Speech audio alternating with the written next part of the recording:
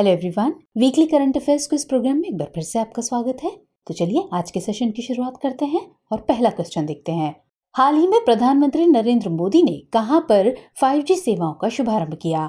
आपके ऑप्शंस हैं ए नई दिल्ली में, बी नोएडा में, सी लखनऊ में या फिर डी गांधीनगर में। तो इस सवाल का सही जवाब है ऑप्शन ए नई दिल्ली। शुरुआत में इसे चुनिंदा शहरों में लॉन्च किया जा रहा है, जबकि अगले कुछ वर्षों में यह पूरे देश को कवर करेगा। चलिए अगला सवाल देखते हैं। केंद्र सरकार द्वारा किसे देश का नया चीफ ऑफ डिफेंस स्टाफ यानी CDS नियुक्त किया गया है? लेफ्टिनेंट जनरल केवल चौहान को, लेफ्टिनेंट जनरल हिमांशु राय को, लेफ्टिनेंट जनरल राकेश अस्थाना को या फिर लेफ्टिनेंट जनरल अनिल चौहान को? तो सही जवाब क्या है? वो है option D lieutenant general Anil Chauhan. ये देश के दूसरे CDS हैं और देश के पहले CDS जनरल बिपिन रावत थे और सरकार द्वारा 2019 में CDS का पद सृजित करने को मंजूरी दी गई थी। चलिए अगला सवाल देखते हैं। हाल ही में किस राज्य ने भारत का पहला जनजाति आधारित विश्वकोश यानी एनसाइक्लोपीडिया जारी किया? ए असम, बी मेघालय, सी ओडिशा या फिर डी अरुणाचल प्रदेश? तो सही आंसर है ओडिशा यानी कि ऑप्शन सी। इसे अनुसूचित जाति और अनुसूचित जनजाति अनुसंधान एवं प्रशिक्षण संस्थान और ओडिशा राज्य जनजाति संग्रहालय द्वारा प्रकाशित किया गया है। चलिए नेक्स्ट क्वेश्चन देखते हैं। बथुकम्मा उत्सव निम्नलिखित में से किस राज्य से संबंधित है? केरल से, तेलंगाना से, ओडिशा से या फिर सिक्किम से? तो ये उत्सव संबंधित है तेलंगाना से, जो कि ऑप्शन बी में दिया गया है। ये तेलंगाना में मनाया जाने वाला फूलों का एक त्योहार है। ये 9 दिवसीय वार्षिक उत्सव है जिसकी शुरुआत एंगिली पुला बथुकम्मा के साथ होती है।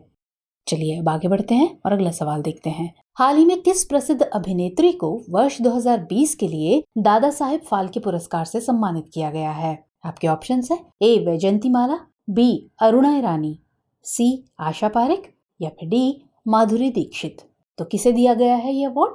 दिया गया है आशा पारेख को, यानी कि ऑप्शन सी सही आंसर है। इन्हें 52वां दादा साहेब फाल्के पुरस्कार दिया गया है और ये सिनेमा के क्षेत्र में देश का सर्वोच्च पुरस्कार है और इन पुरस्कारों की शुरुआत 1969 में हुई थी।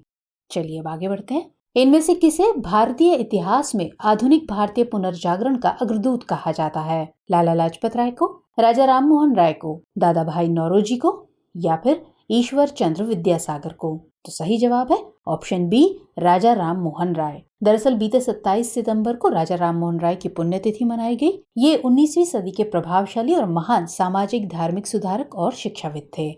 चलिए नेक्स्ट क्वेश्चन। रक्षा अनुसंधान और विकास संगठन यानी DRDO का गठन कब किया गया था?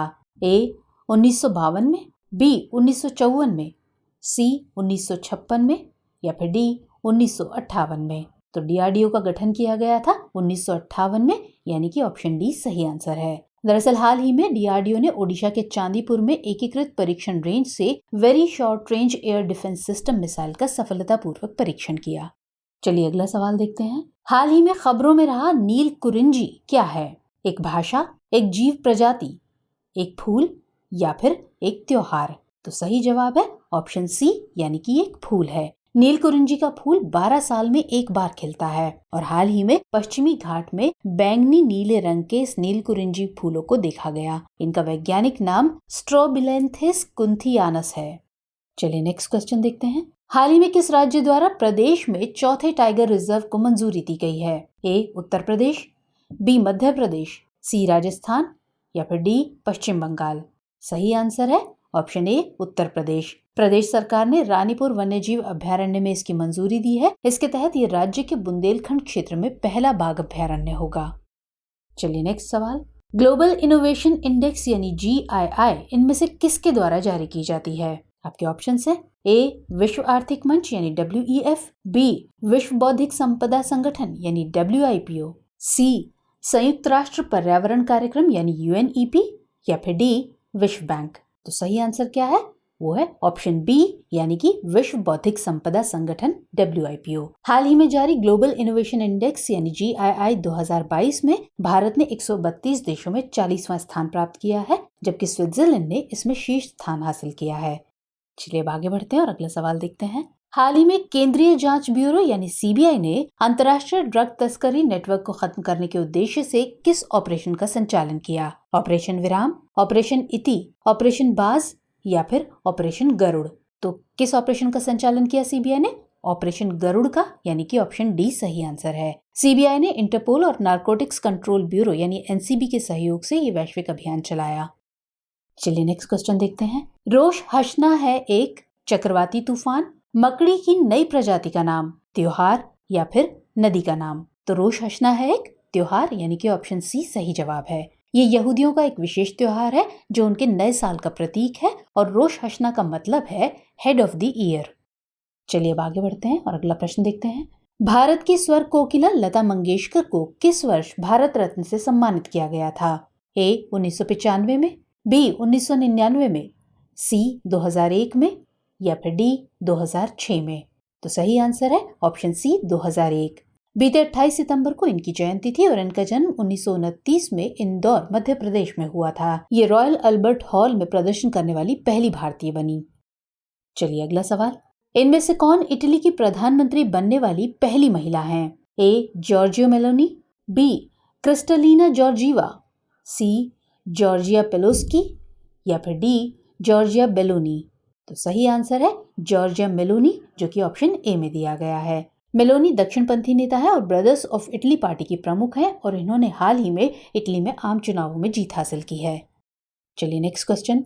वर्ल्ड ग्रीन इकोनॉमी समिट 2022 का आयोजन कहाँ किया गया? नई दिल्ली में, पेरिस में, दुबई में या फिर बर्लिन में? तो कहाँ किया गया इस समिट का आयोजन? दुबई में, यानी कि ऑप्शन सी सही आंसर है। 28 से 29 सितंबर 2022 तक चले इस सम्मेलन का ये 8वां संस्करण था।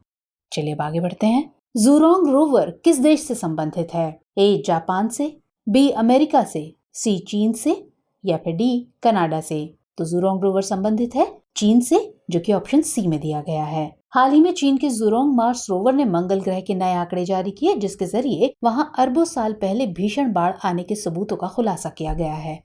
चलिए अगला सवाल। स्वच्छ टॉयकैथॉन प्रतियोगिता किस मंत्रालय द्वारा लॉन्च की गई है? ए वाणिज्य एवं उद्योग मंत्रालय, बी आवासन एवं शहरी कार्य मंत्रालय, सी संस्कृति मंत्रालय या फिर डी सूक्ष्म लघु और मध्यम उद्यम मंत्रालय? तो ये प्रतियोगिता लॉन्च की गई है आवासन एवं शहरी कार्य मंत्रालय, जो कि ऑप्शन बी में दिया गया है। ये कचरे से खिलौने बनाने की एक अनोखी प्रतियोगिता है।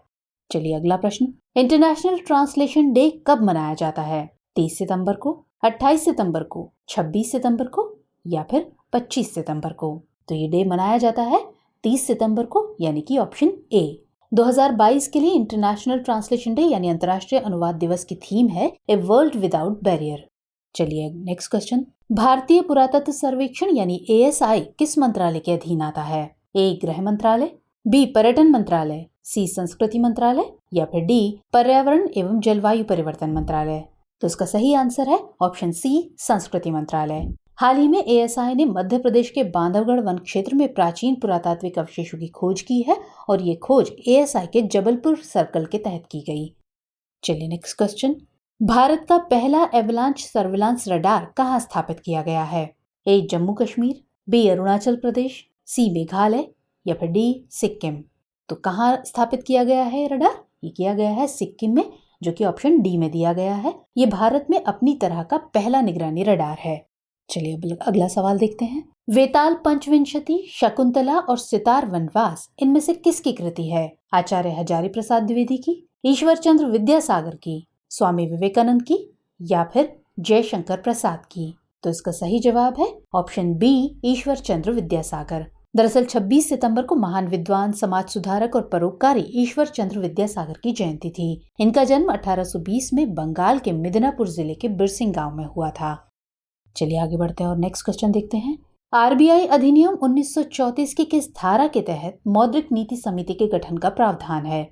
ए धारा 43 ZB, बी धारा 44 ZB, सी धारा 45 ZB या फिर डी धारा 45 ZD? तो सही आंसर है ऑप्शन सी धारा 45 ZB। हाल ही में RBI की मौद्रिक नीति समिति ने रेपो रेट में 50 बेसिस पॉइंट यानी BPS की बढ़ोतरी की घोषणा की। आपको बता दें कि पहली MPC यानी मौद्रिक नीति समिति का गठन 2016 में किया गया था। चलिए अगला क्वेश्चन। दुनिया का पहला कंप्रेस्ड नेचुरल गैस यानी CNG टर्मिनल कहाँ बनाया जाएगा? गुजरात में, बिहार में, उत्तराखंड में या फिर तमिलनाडु में? तो सही जवाब है ऑप्शन ए गुजरात।